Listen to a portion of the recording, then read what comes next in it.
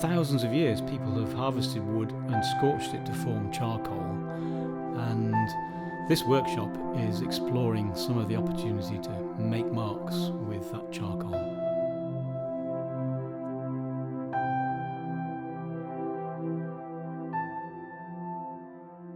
The little workshop here is to look at how we draw with charcoal, which I think is an amazing material to draw with. You can make so many different marks with it. It's got such a lovely, rich, immediate black to it as well. And it's amazing to think that this is just a piece of twig. So we're drawing with a piece of twig. It's been charred, not burnt, but it's come from willow, which makes the best artist charcoal. And when you see willow growing out of the ground, often in quite open areas, it's growing very much like this. And I like to make the marks on the paper in the same way that the trees grow. I always think you should start drawing a tree from the ground up, because that's the way a tree grows. It's got these very fluid branches, so I'm trying to make some very fluid marks that just show very delicately how the branches grow up, and then I'm just indicating leaves. I'm not trying to actually draw leaves. I'm much more interested in the energy of how a tree grows and how the leaves grow, rather than trying to make an over-detailed picture of a leaf, which could actually end up quite dead. We've got to remember we're drawing living things when we're drawing trees. But already you're getting an idea of the different marks that you can make with the charcoal used side on, or using it by the tip to make these marks. I think it's quite interesting as well to see how charcoal has been made. Charcoal has been used as a source of heat for tens of thousands of years, but it's also been used as a way of making art for tens of thousands of years. Some of the earliest rock art from 30,000 years ago has been made using charcoal. So we're continuing that tradition, if you like, with this. And the way the charcoal was made was that these branches, every 5 to 7 years, they're cut. They're called coppice, where you just cut through the stems and start piling the stems up around, leaving a little hole in the middle, which is where you're going to light the pile of sticks later. Gradually, you stack all these sticks around to make quite a big pile. I mean, we're talking about something that's perhaps 7 or 8, 10 meters across and 2 or 3 meters high, gradually stacking up the wood all the way around. This was always done out in the woods, because charcoal is an awful lot lighter than branches, so they always made the charcoal in the woods rather than carrying it a long distance. Gradually stacking it all up until you've got a great big dome.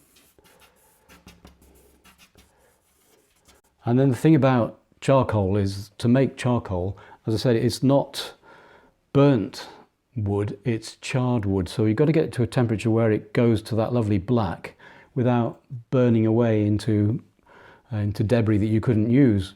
And they do that by covering over the whole stack with sawdust. This is the very old traditional way of making charcoal, which is why it's so interesting, really. They cover it all over with sawdust. That's to stop the earth that they're going to put on next from contaminating the branches that are stacked there, from clogging it all up. So they put the sawdust on, and then they cover all that with turfs, with earth, covering it all over so it's completely sealed.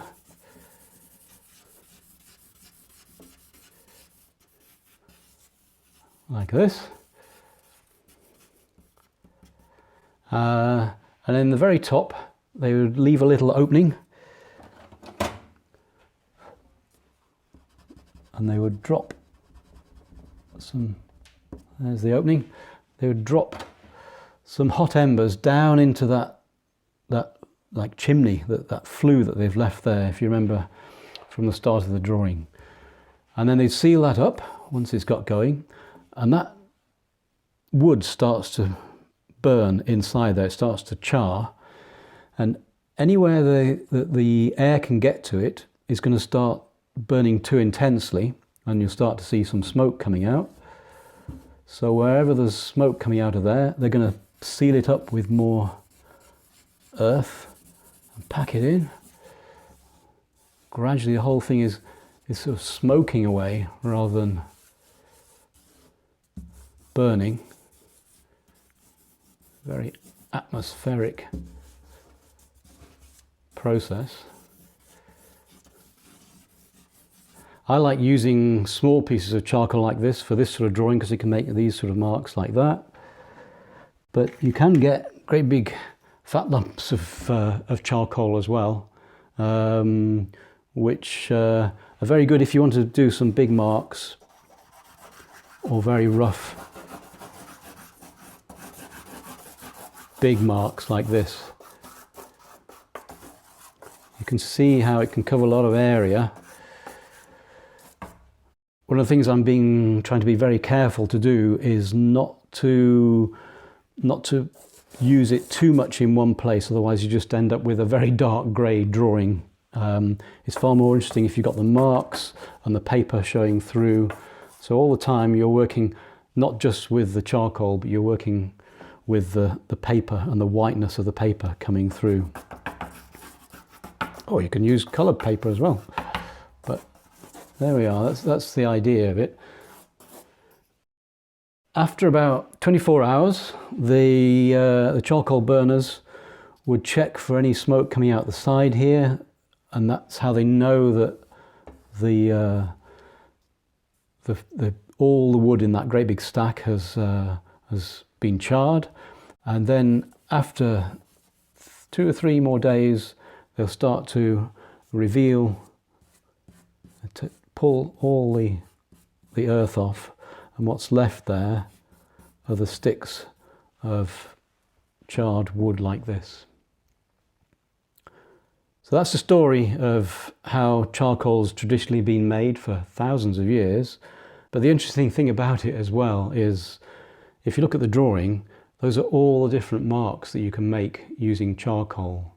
You saw how we started with just a small tip of a charcoal making these marks here, showing the energy of the tree growing like this, the leaves, then using the charcoal flat on its side to give a broader mark, and then using it, if you remember, really quite fiercely, lots of layers, building it up, and you can rub the charcoal and then add more layers to it, so you can keep on building up the layers. But it's not just the charcoal that made those marks, of course. We can also use a rubber to make some more marks coming through here, like the smoke here. But also the fingertips that I was using, don't forget that your finger can make marks just like the charcoal can as well. So lots of different marks, lots of different ways of making drawings. I think one key thing from this to remember is try not to use the charcoal too much in one place. Think about trying to let the paper come through as well so you can still see the whiteness, and think about building up layers of marks. So you've got all these different textures and marks there. For me, that's what makes a drawing really exciting, and charcoal is the ideal medium to make that sort of drawing.